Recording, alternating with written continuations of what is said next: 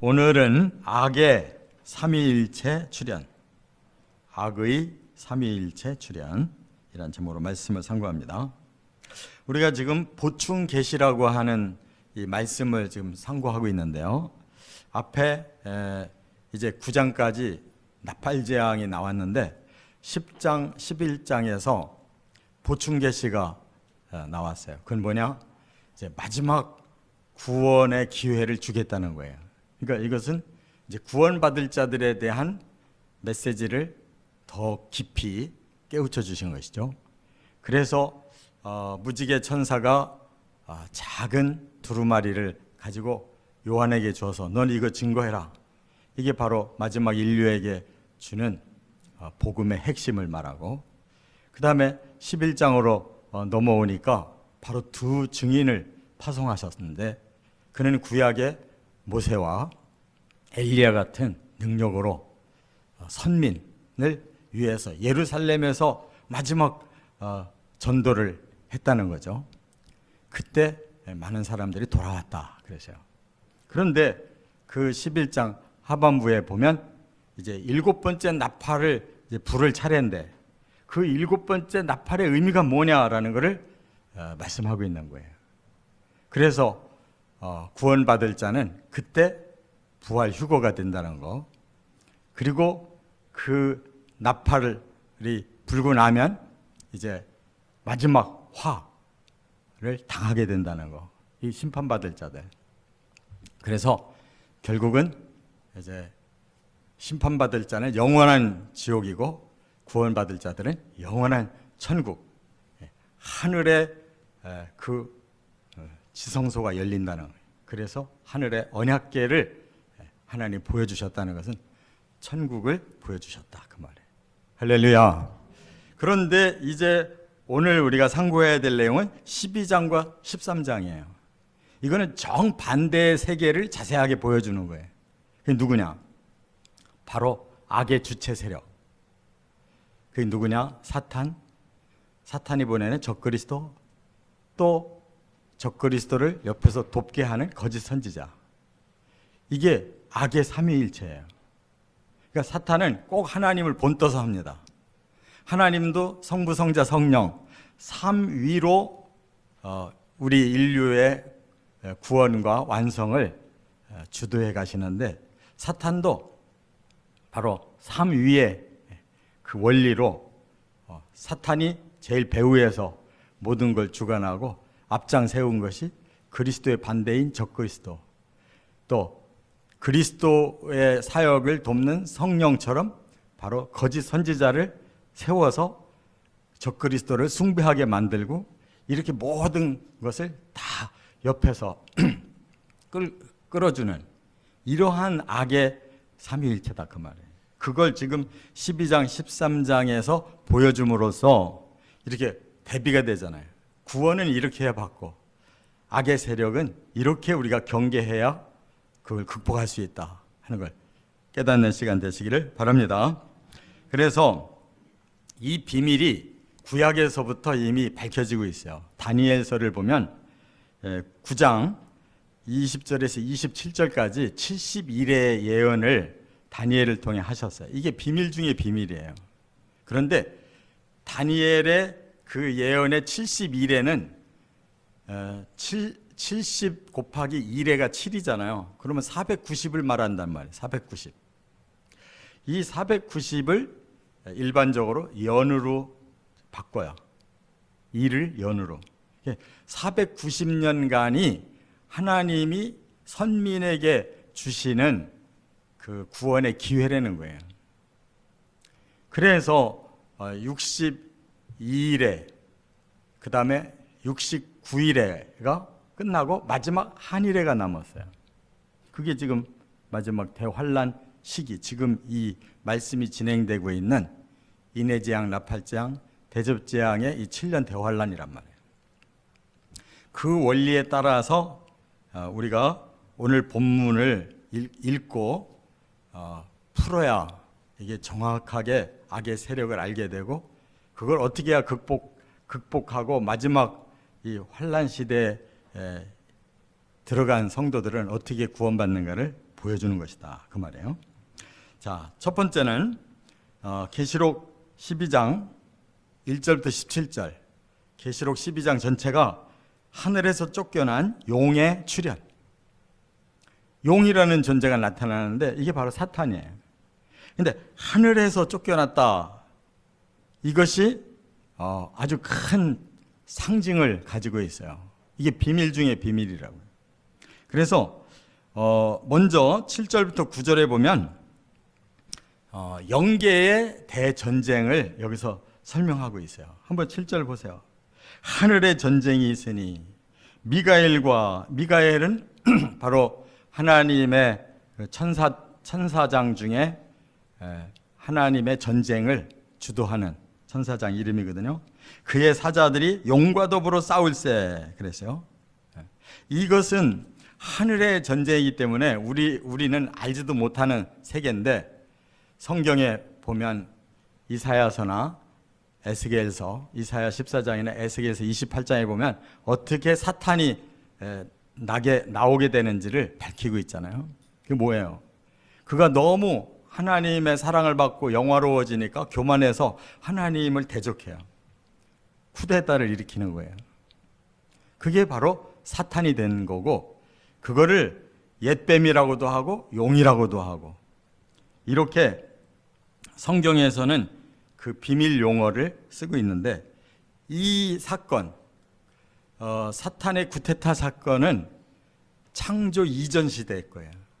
창조되기 전에. 그래서 창조를 할 때에는 이미 그들은 하나님 왕국에서 쫓겨나 버렸어요. 쫓겨나서 이 지구를 짓고 있는 이 공중세계로 쫓겨나 있었던 상태이기 때문에 이 지구에서 하나님이 인류를 창조하시고 사람을 가장 복되게 살게 하는 만물을 아름답게 지으실 때 다 보고 있었던 거예요.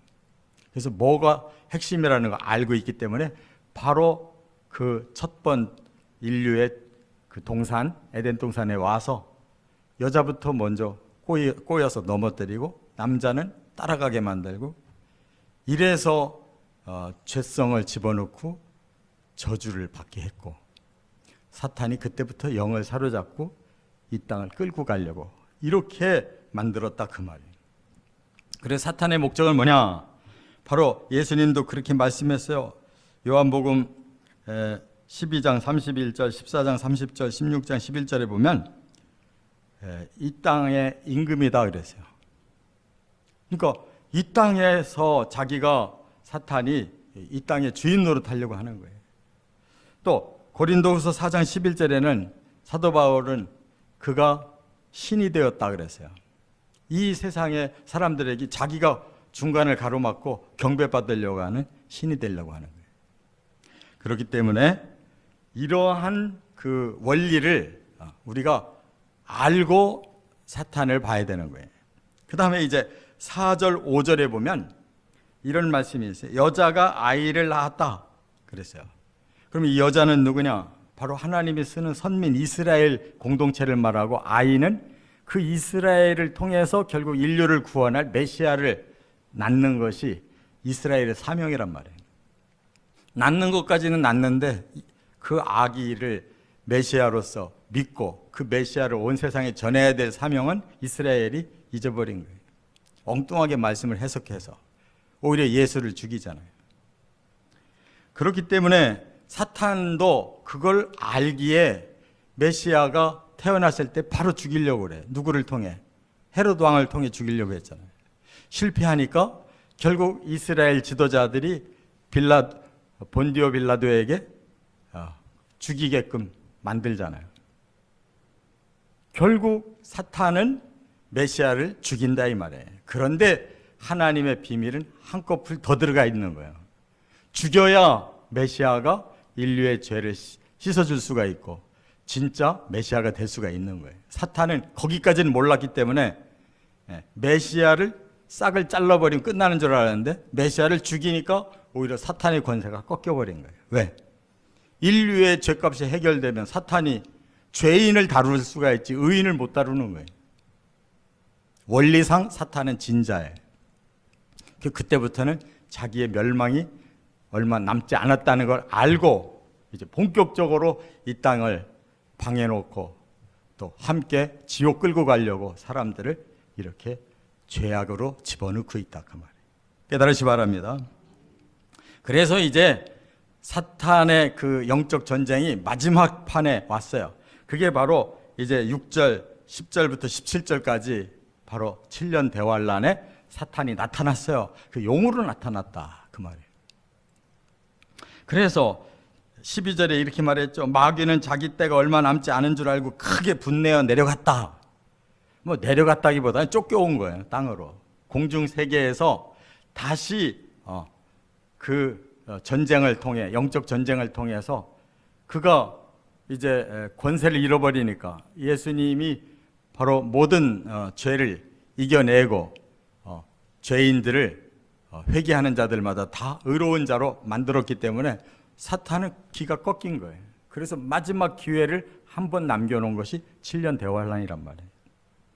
그것이 끝나면 그는 영원히 지옥 갈 자예요.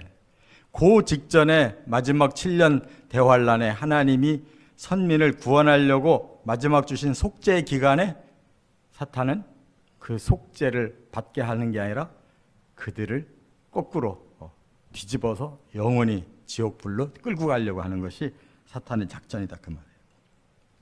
그래서 땅과 바다는 화가 있다라고 말씀한 것이 바로 환란을 일으킨다는 거예요. 그렇게 사람들을 막 휘어잡아가지고 막 금방 낙원 만들 것 같이 해놓고 저놈들 때문에 안 된다 해서 쌈 붙인단 말이에요. 그래서 인류는 서로 마지막 핵전쟁 하게 돼 있고 인류는 스스로 자멸을 하게끔 사탄이 만들고 그래야 하나님 일을 방해하고 자기가 지옥을 가더라도 자기의 목적을 달성하고 가려고 하는 것이란 말이에요. 그래서 이 여자를 아이를 낳은 다음에 1260일 동안 하나님이 예비한 곳으로 그를 숨겨주셨다 하는 게 뭐냐면 전 3년 반을 말하는 거예요. 1260일이 뭐냐면 3년 반이에요. 그러면 그걸 뭘 말하는 거예요? 7년 대환란 중에 전 3년 반만큼은 하나님이 이스라엘을 보호하고 계시다는 거예요. 그래서 적그리스도는 후 3년 반에 적극적으로 환란을 일으키는 거예요. 그래서 종말 대환란 중에 전 3년 반은 이스라엘이 오히려 옹호를 받고 그 적그리스도가 이스라엘을 잘 꼬여가지고 넘어뜨리려고 임시 평화의 시대가 온다 그 말이에요. 자, 두 번째, 이제 그 용이 이러한 작전을 가지고 내세운 자가 누구예요? 계시록 13장 1절부터 10절에 보니까 첫째 짐승인 적그리스도의 출현을 말씀하고 있어요. 용이 바닷가에 서서 바다로부터 한 존재를 불러들여요. 바다에서 불러요. 그랬더니 그가 왔는데 한 짐승이 바다에서 나왔다는 거예요. 그가 바로 적그리스도인 거예요. 그래서 사탄은 하나님을 대적하고 또 적그리스도는 예수를 대적하고 거짓 선지자는 성령을 대적하게 돼 있는 거예요. 그래서 그가 사람들을 사로잡게 되는데 뭘로 사로잡느냐? 거짓 기적과 또 속임수로 사로잡는다고 그랬어요. 여기 13장 3절에 보면 머리 하나가 상하여 죽게 되었으나 기적같이 상처가 나았다. 이게 예수를 빙자하는 퍼포먼스예요. 예수님은 분명히 십자가에 달려 죽으셨죠. 그런데 3일 만에 부활하셨어요. 그렇다면 적그리스도도 어떻게 해야 자기가 그리스도라고 보여지는지를 알아요. 그가 상처를 받아가지고 죽게 됐는데 기적같이 살아났대요. 그랬더니 사람들이 저 사람이 진짜 위대한 영웅인가 보다라고 몰려들었다는 거예요. 거기다가 온갖 사탕 발림으로 사람들의 마음을 빼앗는데 그게 뭐냐? 사람들의 지금 문제는 정치 문제, 경제 문제, 종교 문제, 또 사회 모든 갈등의 문제들, 이 문화와 문명, 이런 모든 문제들이 지금 얽히고 설켜 있는데 이거 다 해결해 줄 수 있다는 거예요. 그런데 해결해 주는 게 아니라 오히려 감언이설로 끌어모은 다음에 쌈을 붙이는 거예요. 저놈들 때문에 우리가 낙원 못 이룬다 하고 하나님 믿는 자들, 그들을 대적하게 만드는 거예요. 이 세상의 마지막 전쟁이 그 핵전쟁이라는 거예요. 유브라데 강에서 이영명이. 그 다음에 여기 5절에 보면 짐승이 지금 적그리스도가 신성 모독을 하기 시작했다는 거예요. 뭐라고? 이제 신은 필요 없다. 내가 신이다. 나만 잘 따르면 당신들은 낙원을 이루는 거다. 이 땅에서 그야말로 지금까지 없었던 그런 낙원의 세계가 펼쳐지는 거다. 그래서 신을 다 배제하게 만들고 자기가 신이 된다는 거예요. 근데 그 기간을 여기 하나님이 정해놓으셨다고 그랬어요. 42달이다. 42달이 3년 반이에요. 1260일이 3년 반이고. 이걸 다 상징적으로 이렇게 말씀하는 거예요. 그래서 후 3년 반을 그는 이제 온갖 그런 방법을 동원해서 사람들을 꼼짝 못하게 묶어놓는 거예요. 그 일을 대신할 자가 거짓 그리스도다 그 말이에요. 그렇기 때문에 8절에 보면 이렇게 하나님이 경고를 하셨어요.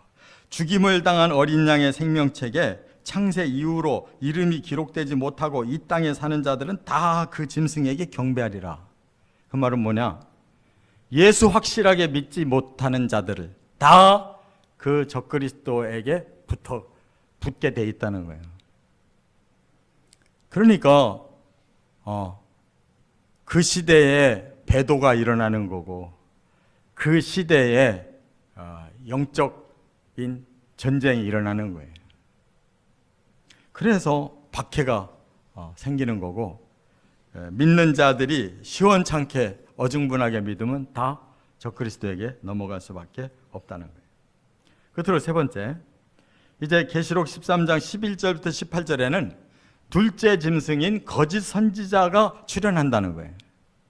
이 거짓 선지자는 그 목적이 뭐냐? 적그리스도가 신이다, 우리가 섬겨야 될 신이다라는 걸 옆에서 계속 주입시켜 주는 거예요. 성령께서 우리가 예수의 복음을 확실히 믿고 순종하도록 성령이 계속 우리의 마음에 그 진리를 깨닫게 하시고 영적인 보호막을 항상 성령이 우리에게 주시잖아요. 그것처럼 이 가짜 성령의 역할을 하는 거짓 그리스도도 바로 예수 대신 적그리스도를 그렇게 구원과 그 축복의 신이라고 이렇게 밀어붙여서 결국 모든 인류가 다 적그리스도 앞에 경배하게 만드는 게 그의 목적이라는 거예요. 그래서 모습조차 그렇게 비슷하게 만들어요. 어린 양의 두 뿔을 가지고 있더래요. 그러니까 겉으로 보면 완전히 예수님이 보낸 성령이에요. 겉으로 보면 그렇게 하나님의 그 아들, 온순한 아들처럼 그런 영으로 역사한다 그 말이에요. 그런데 속은 사탄의 영이에요. 그래서 이적을 행해서 사람들을 미혹할 거다 그랬어요. 여기 13절에 보니까 큰 이적을 행하는데 사람들 앞에서 불이 하늘로부터 땅에 내려오게 했다. 그러니까 이 말은 뭐예요? 바로 엘리야와 같은 기적의 퍼포먼스를 한다는 거예요. 열왕기서에 보면 아합과 이세벨의 그 나라가 그냥 850명의 이방 제사장들이 있었잖아요. 그래서 엘리야가 영적 대결을 하자 그러고 갈멜산에다가 제단을 양쪽으로 만들었잖아요. 그런데 하루 종일 그들이 부르짖고 막 몸을 찢어가면서 그렇게 했어도 아무 일이 안 일어났어요. 그런데 그들이 포기했을 때 엘리야가 하나님 앞에 마지막 기도하고 나니까 어떻게 돼요? 하늘에서 불이 내려가지고 그 제단에 도랑물같이 넘치던 물까지도 싹 핥아버렸다고 그랬잖아요. 그런데 지금 거짓 선지자가 바로 그런 기적을 일으키니까 야, 이 사람은 놀라운 사람이다. 뭐 이 사람만 따라가면은 우리는 저 그리스도를 통해서 그냥 낙원의 세계가 되겠구나 하고 그냥 사람들이 다 저 그리스도 중심으로 뭉치게 한다는 거예요. 근데 그 기적이 가짜래요. 또 제일 치명적인 건 뭐냐? 16절 이하에 보면 모든 사람에게 표를 받게 한다고 그랬어요. 이 표라는 게 뭐냐? 바로 적그리스도 나라의 그 시민이라는 거예요. 그것을 표를 준다고 했는데 이마나 이 손목에다가 표를 준대요. 그게 없으면 살 수가 없대요. 지금도 우리가 이 카드 가지고 전부 쓰잖아요. 옛날에 그냥 돈을 가지고 다녔는데 지금은 돈을 가지고 다닐 필요가 없어요. 물건을 사든 뭐 기차를 타든 버스를 타든 뭔 일을 하든 다 카드 하나로 다 되잖아요. 그 시대는 카드 필요 없어요. 아예 칩이 우리 몸 안에 들어있기 때문에 그냥 딱 지나가면 모든 게 다 착착착착 계산되는 거예요. 그런데 이 표를 안 받은 자들, 누가 안 받겠어요? 똑바로 예수를 믿고 이것이 악한 사탄의 괴계구나라는 걸 알고 거부하는 자들, 안 받는 거예요. 근데 그들은 그때부터 이제 고난이 오는 거예요. 먹고 살 길이 없는 거예요. 어디를 자유롭게 못 다니는 거예요. 통행이 안 된단 말이에요. 그래서 그들이 집단적으로 이제 이 표받지 않은 자들을 박해할 것이다. 그걸 참고 이겨내야지 표 받으면 끝난다. 이렇게 경고하고 있는 거예요. 여러분, 지금 인공지능 그 챗 GPT 얘기 지금 막 쏟아지죠. 그거를 앞에서 주장하고 만들던 사람들, 돈 대주던 사람들이 중단시켰어요. 왜? 이거를 악한 사람이 사용하면 이 세상 금방 뒤집어진다는 거예요. 지금의 그 지능으로 금방 세상이 돌변된다는 거예요. 그러니까 왜 핵전쟁이 일어나게 했어요? 그걸 누를 수 있는 힘이 있는 권세자들이 다 그렇게 돌아가 버리면 내가 죽게 된다면 내가 그냥은 못 죽지. 쏘고 죽겠다는 건데 어떡하겠어요? 그러면 챗 GPT가 모든 거를 다 할 수가 있는 거예요. 한순간에 전 세계를 다 수십만의 핵이 다 터질 수 있게 만드는 거란 말이에요. 그런 인공지능이 지금도 만든 사람들이 벌벌 떨고 있는데 본격적으로 적그리스도가 오면 어떻게 되겠냐고. 여러분, 무슨 옛날 소설 얘기 같이 생각하면 큰일 납니다. 이제는 정말로 그때가 가까이 왔어요. 지금 기술로도 얼마든지 할 수 있기 때문에 지금 벌벌 떨고 있는 거예요. 정신 차리시고 바로 이렇게 악의 삼위일체에 결코 속지 마시고 성삼위 하나님의 진리와 그 은혜의 길로 가시기를 주의 이름으로 축원합니다.